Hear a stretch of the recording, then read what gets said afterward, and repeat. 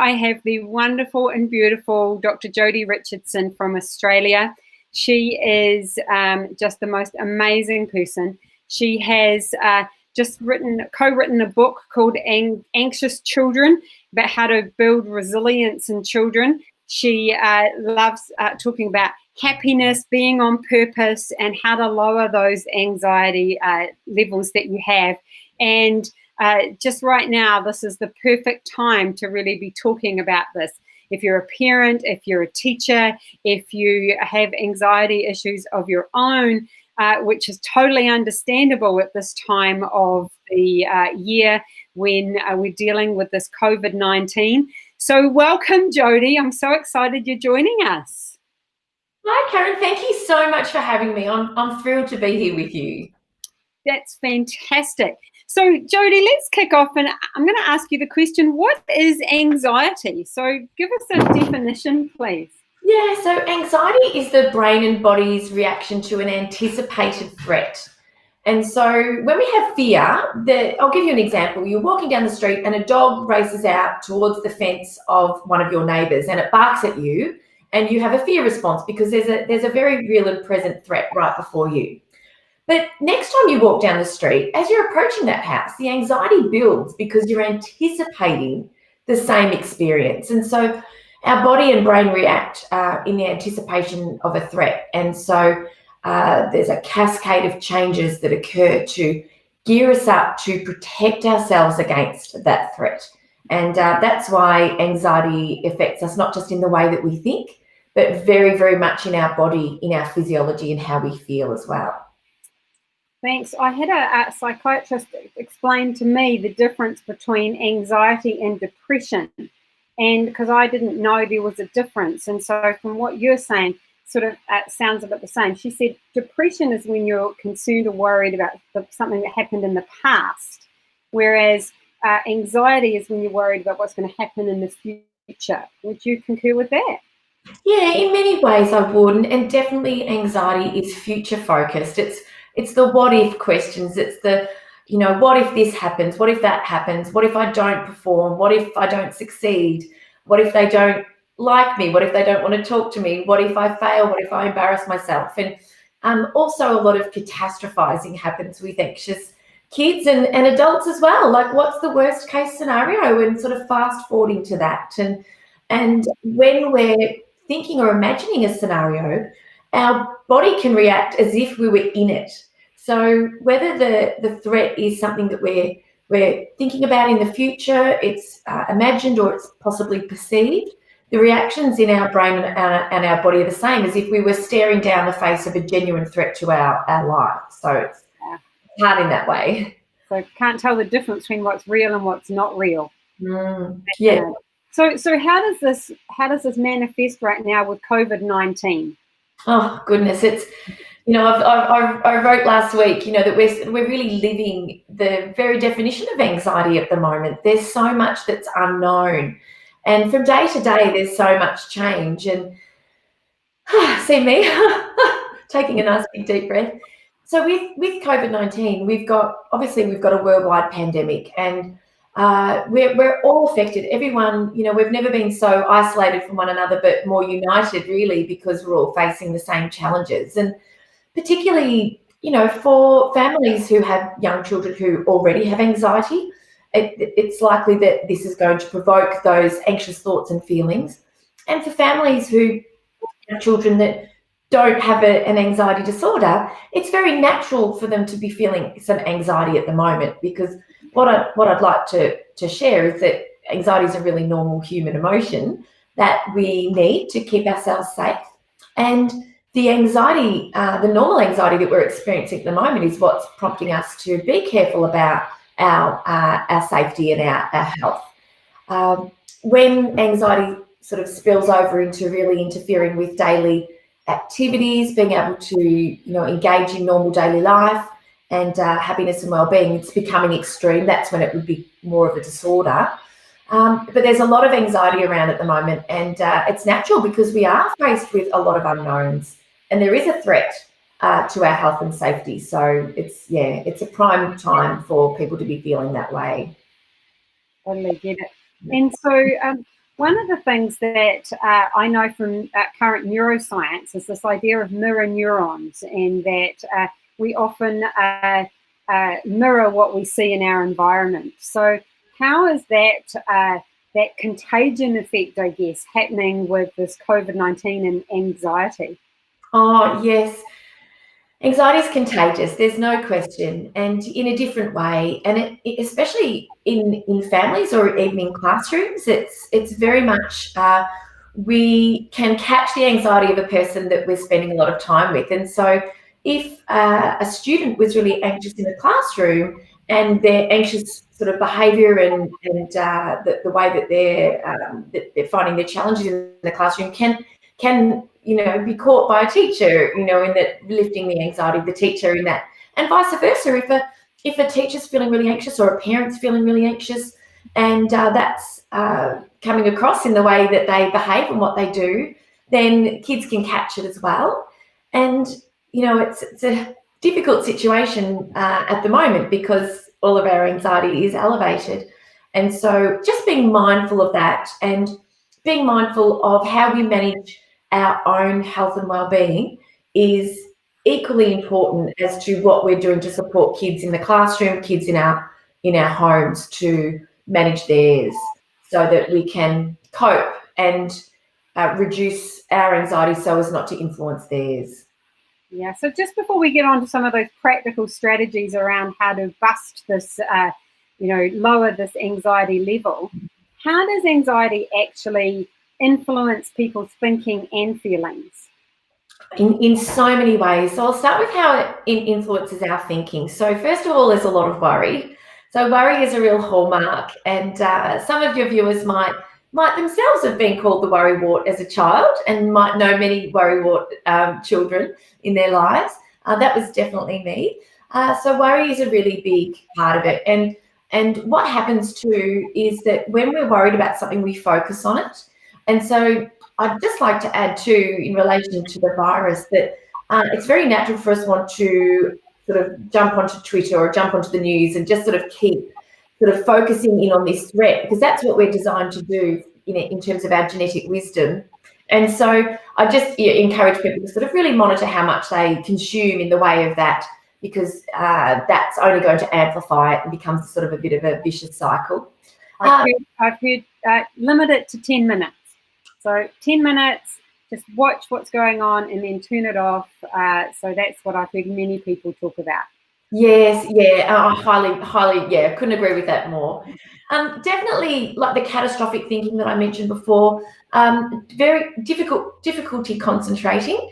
So I had an interaction with a parent just this week who stopped me in the supermarket actually to talk, which was wonderful, about anxious kids. And she said to me that her son will go to bed at night, he'll say, "Will I die tonight, Mum?" And that's I know. I know. And the thoughts anxious kids have can be so frightening. And so in a classroom or in a home environment, when they're thinking about these worries and they've got these fears in their minds, it's very hard to concentrate on what they're doing. And so concentration becomes really difficult as well. It's also, very hard to sort of learn. And now, when you're not concentrating, it's hard to pay attention. That impacts learning, of course. So they're just a few ways thinking is affected. In terms of how we feel, the physiological impact of anxiety makes a lot of, it helps explain a lot when you understand what happens. So just in a nutshell, our whole body is revved up to fight or flee the threat. And so our heart races, our breathing rate goes up. Blood is moved from parts of our body that don't really require it under threat to parts that do. So our tummies, for example, blood's shunted from our digestive system to our major muscle groups so we can run or fight. And that's why we can get a sick feeling in the stomach. Kids can have, a sick tummy, and some people even vomit. That's such a severe side effect. We can get blurry vision. The pupils dilate to focus on the threat. And so our vision can become a little bit sort of spotted. We can also start to feel a bit jittery because of the adrenaline that's pumping through our system. And so we're all geared up, And that, of course, makes us feel very different. And that then, of course, influences what we do, how we behave. And no doubt teachers watching and parents watching would see that when the kids are anxious, that the behaviour changes.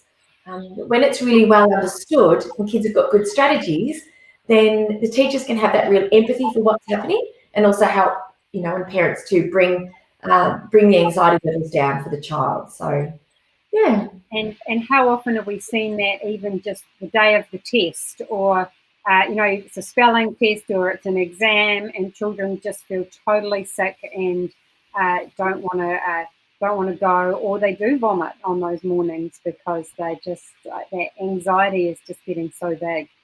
Yeah. Yes, absolutely. And what I would really recommend for people watching who know anyone who's anxious is to start to learn how it impacts your own physiology and your own thinking, so that you can start to recognize when anxiety is building, start to sort of tune into those body cues, so that when you realize you're anxious, you can start to put some of the strategies into place earlier rather than later, so it doesn't sort of build to a point where it's difficult to come down from it in that environment that's stressful. Yeah, absolutely. Thank you. So, what are some of these other strategies that we can use to lower that? So, you just talked about being aware of what's happening inside your body and noticing that early. What other things can we do to lower anxiety? So definitely exercise. And what I always like to say is that, I mean, we've got lots of time at the moment, so that in a classroom setting, and especially for teachers who might be teaching in real time virtually, or online learning, really factor that exercise into the day for the kids, even if it's a little brain break, and it buys you learning time. That's what I like to say, it buys learning time. And for parents at home where we're allowed to go outside and exercise, there's lots we can do. Essentially, because the brain and the body are geared up for this fight or flight response, we're geared up naturally to do something. And yet often we're so anxious and we might be sitting or in bed or not actually moving. So exercise counteracts that. It's the natural end to that anxiety process. So jumping jacks, running on the spot, skipping, playing a game of chasey with them if you're at home, just brain breaks to get kids moving in between class lessons is important too.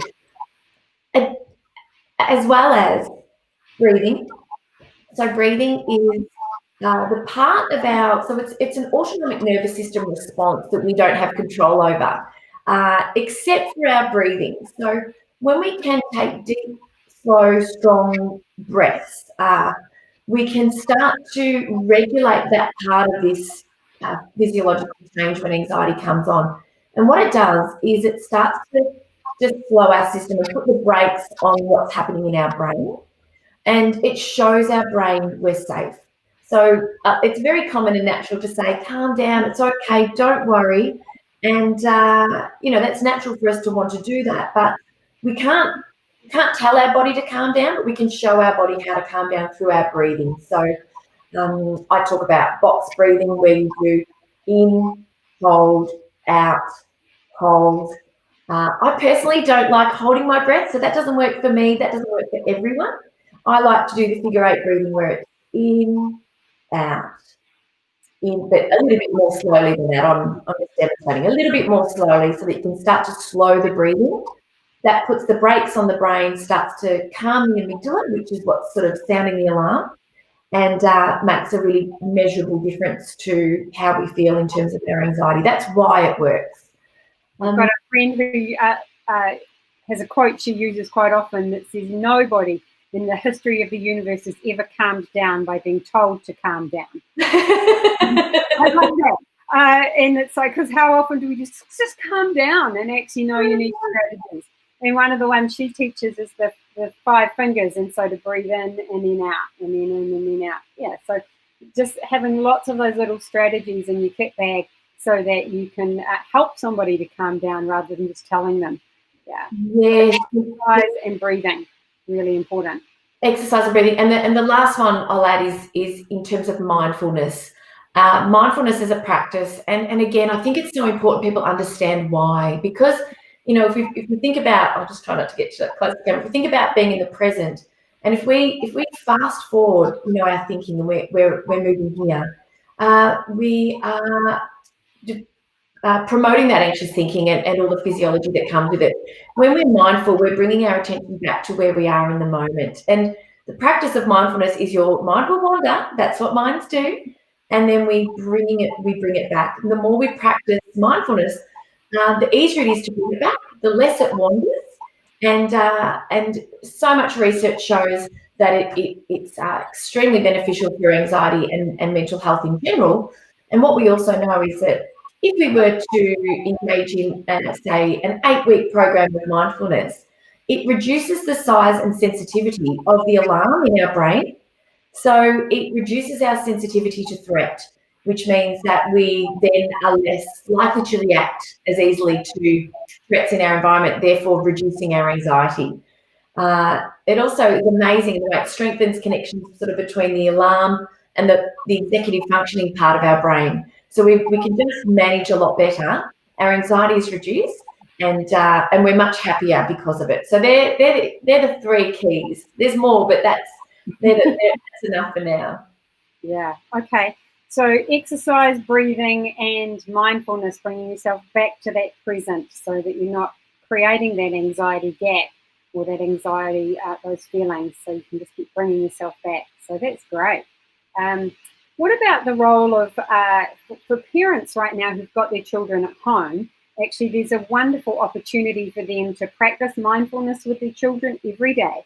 So you mentioned an 8-week course, but, we've got our children home, whether we're teachers teaching them or whether we are parents with children at home, or whether it's just for ourselves, we've got, 4 weeks or however long it's going to be to actually every day to practice that. A friend of mine in the UK emailed me and said, I've got my son home for the next, I don't know how long. I'd love to increase his reading speed. Can you give me some hints? So they've been practicing every day how to increase his reading. And he said just in a week, he's seen an amazing difference. And so any of this, if we want our children to practice, we actually now have the ideal opportunity to take, even if it's just 5 minutes a day, just to be mindful and practice these different strategies.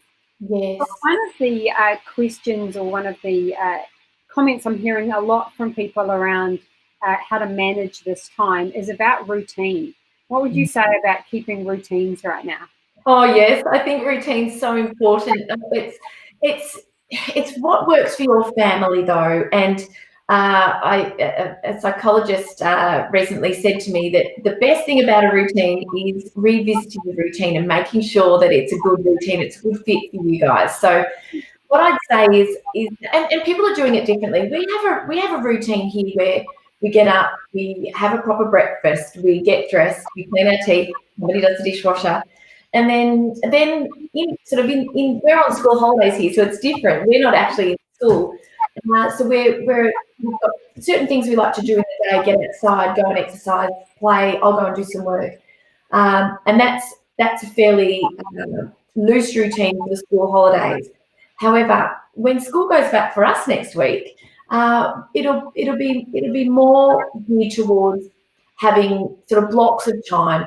I would recommend against having sort of every half an hour sort of allocated to a particular activity because I think it's yeah. Sorry, not being in a prison camp, and you will do that at 10 o'clock and 11 o'clock. Yeah, exactly. But routine is essential. We need some predictability.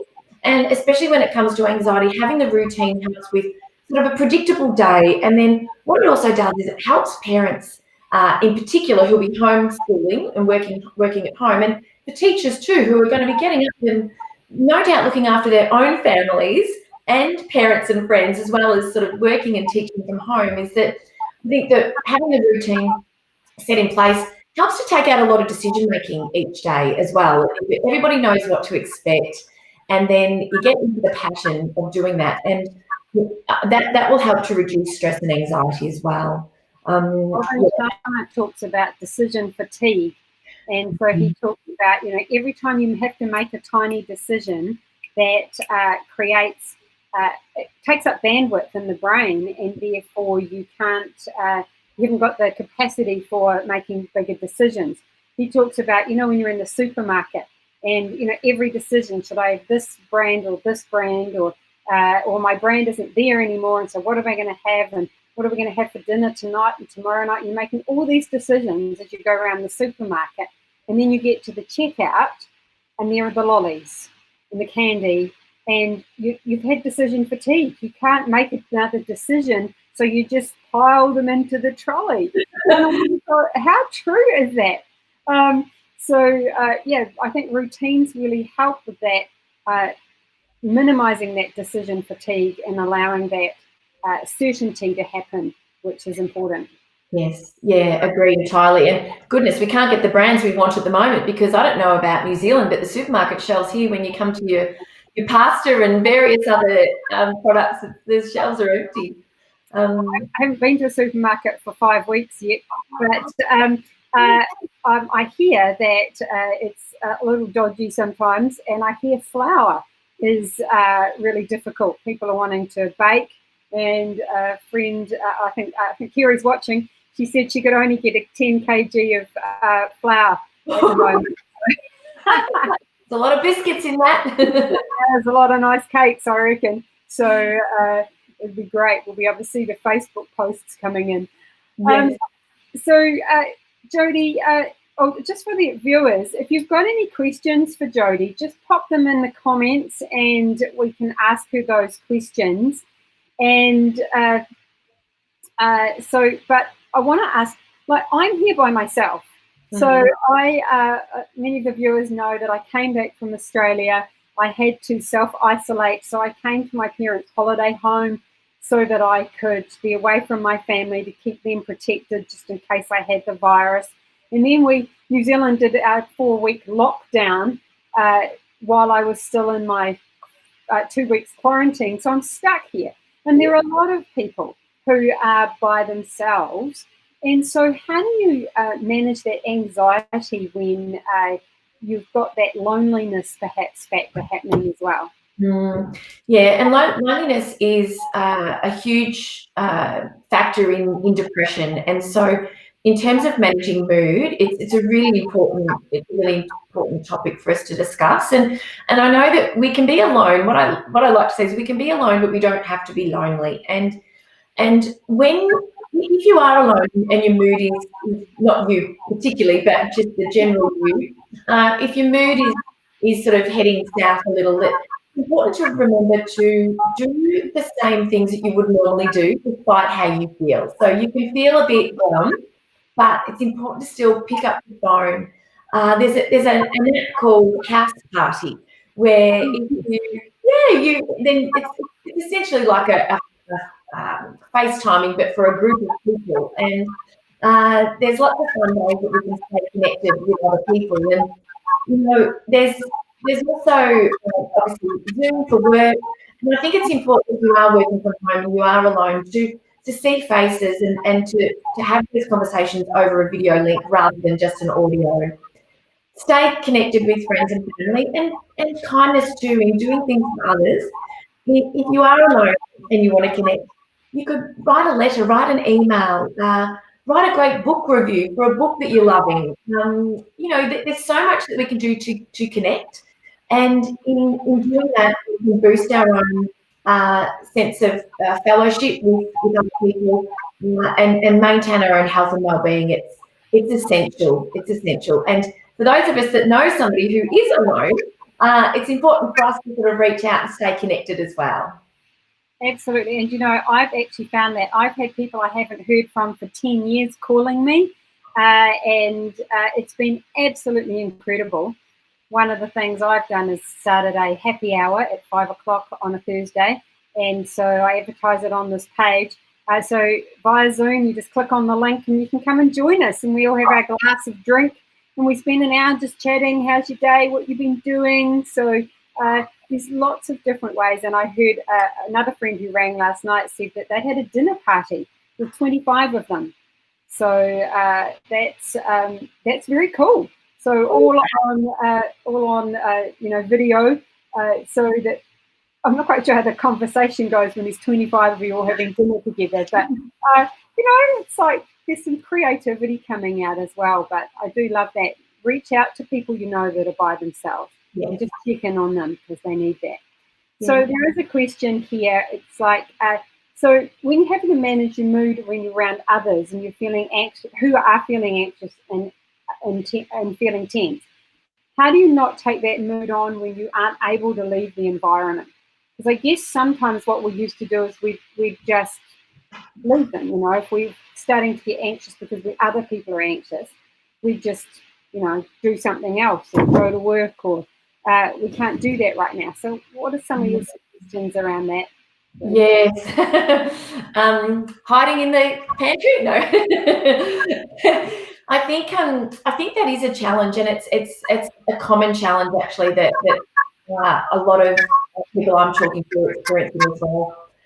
We do need time for ourselves, and when we are at home and we're not with we're not leaving, we're not doing our normal routine, we do need to have that time to ourselves. And I think it's about letting other people know that we're going to take some time out. How long we're going to be gone for? Little kids, it's good to know what the reference is here. It could be a partner. And I think it's about having that time out to do things for yourself, and also what you're saying to yourself about the person and how that's impacting you. I think if we have a lot of compassion, that can help us as well. And it is difficult to be with somebody who, you know, to spend a lot of time with somebody who is quite anxious. I know that because I'm an anxious person and my husband's a saint. But my anxiety is really well managed now that I'm medicated. But for a long time, it was really difficult. And I think if we're struggling in the presence of someone, I think it's about time alone. I think it's about managing our own well-being by putting into practice, making sure we exercise, connecting with our friends, mindfulness, doing our own breathing, looking after ourselves, but also having some compassion for the other person helps to relax ourselves and also helps to sort of ease the tension in the relationship, whether it's a partner relationship or, you know, it's they're the recommendations that I would make. Yeah. Okay, thank you. Cheryl's asking, you know, when she's got teenagers in the house and she's trying to stay upbeat for them, but it doesn't seem to work.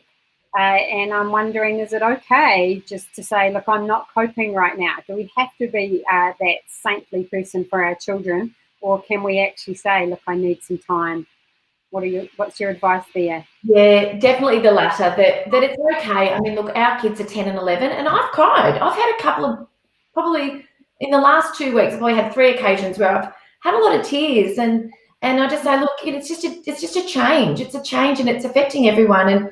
And I've always been very open emotionally in front of the kids, within reason, age appropriately, of course. But I think it's really natural to say, look, this is a difficult time, and I'm struggling too.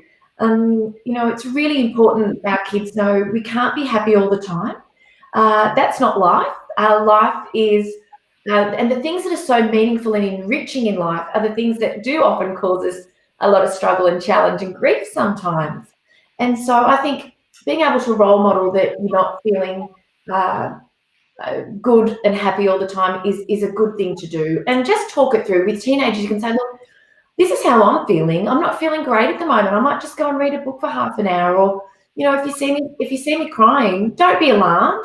I'll be okay. I'm just feeling emotional and I just need to sort of get it out. And I think that will open the door for the teenagers maybe to share a bit more too about how they're feeling and have that permission to just feel how you feel, because no feelings are wrong. And I think that will bring the family closer in that way as well. Absolutely. I remember going through a particular anxious time in my life, and I was much more susceptible to yelling at my children. And I'm human. I'm not the perfect parent either. So I remember feeling so ashamed that I had totally lost it at the moment at that time. And how do we cry? And then I thought, what do I do now? And because I was in that high emotional state, I couldn't think clearly. So I went to I went to Google and asked, what do I do? I've just yelled at my kids. Yes. And you know, the simplest answer came back: go and apologize. and just explain. And I did. When I'd calmed down, I went and sat beside my daughter and said, look, I'm so sorry. Mummy is just so worked up about some things right now. It's not your fault. I'm so sorry. I didn't mean to hurt your feelings. And, you know, just all of that. And it was just like simple. And so I've always remembered that, you know, we don't have to be perfect, but, you know, when things go wrong, we can apologise and we can say sorry. Oh, I love it. Yeah, I love that you were able to do that, and it shows you know what you said before. It's so true. We are all human, and you know, in doing that, there's so much forgiveness and so much love that comes from that, and so much learning as well. Because no doubt they've had their moments as well, and they've learned from you. Yeah, for forgiveness. So yeah, that's great role. It's great role modeling, isn't it? That because you know they're going to do things wrong too, and they need to learn how to say sorry and I apologise as well. So absolutely. That's right.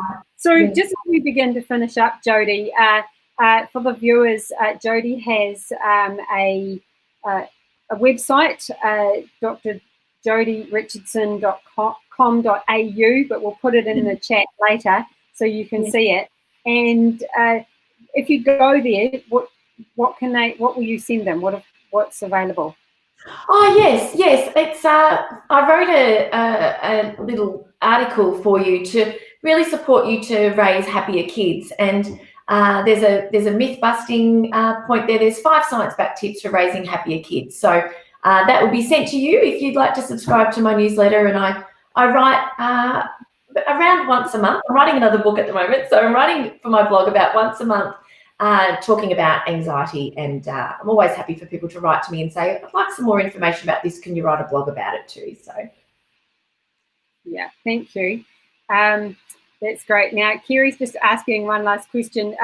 How do we deal with anxiety with other people? Like I happen to know she was out at the supermarket and one of the other customers got really grumpy at her. And how do you deal with people you don't know who are anxious and putting that onto you? Oh goodness, look, it's difficult not to just get rolled up in the moment, but I think that if we can, especially at the moment, we can just have that compassion. I know it's very, very hard. I think there's nothing good that can come of sort of answering back, as much as sometimes that might be an instinctive thing to do. I think just to remind yourself that that's about them, it's not about you, it's not personal. The person, we don't know other people's circumstances, and it's not acceptable behaviour, and all feelings are okay, not all behaviour is okay, and certainly people like that are behaving in ways that are not what we want to see. But I think if we're on the receiving end of that, if we can protect ourselves by saying to ourselves, that's not about me, this is about them. I was just the bunny that got in the way today, unfortunately, and just to sort of remember that people are going through some really, really tough times. And again, it's not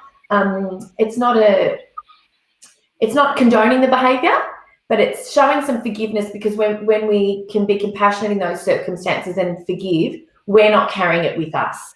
And so that's a difficult one. And that would be probably the best approach, I think. Yes. I love that. And I love that all feelings are okay, but not all behaviour is okay. So it's okay to have those feelings, and yes, to be mindful that it's their stuff, not yours. So, absolutely. So what a wonderful thing. Any other final thoughts as we finish up here? Anything else you'd like to share that we maybe haven't talked about?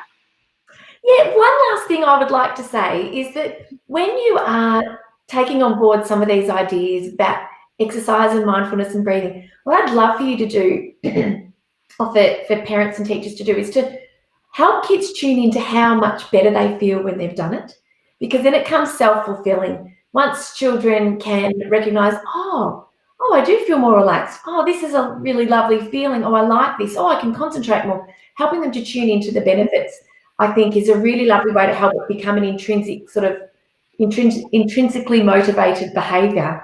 And also, just like to say that small hinges swing big doors, and that I really want people to, when it comes to managing anxiety, start small, start somewhere, and don't overburden yourself. Don't try to do too much. And I think that's a good message for these times as well, is that we need to be forgiving of ourselves. We're not going to be able to work our full-time jobs and parent and homeschool and manage everyone's health and well-being and still cook good meals and play with the dogs. That's, I think, for us to just do what we can, have a lot of forgiveness and compassion for ourselves, and just use this time to really connect and build some of those lovely well-being skills. I think that's a really nice way to spend this time. Absolutely. What a beautiful way to finish up. Thank you so much, Jodi. Thank you for your generosity, your wisdom, and your beautiful, calm nature around all of this, because it is a challenging time for many right now. So thank you so much. Sorry. So for the viewers, our next guest on Thursday, and it's at a different time. It's going to be at 7 p.m. on Thursday, New Zealand time, so 7 p.m. And that's because it's Jackie Handy, and she is from the UK. And so it'll be 7 o'clock in the morning for her, 7 o'clock at night for us. And she is incredible. She's going to be talking about mindset and how that matters to us. So she is a inclusion expert. She is a diversity expert. She's diverse in language, expert in language, and an expert in human behavior. So she's got some great tips to be able to share with us. So that's Thursday at 7 p.m. In 2 days' time.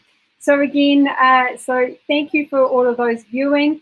And thank you so much, Jodi, for your time and your commitment to helping us to be better and to lower that anxiety. So thanks so much. You're welcome. It's lovely to be with you again. Thanks. Bye. Bye.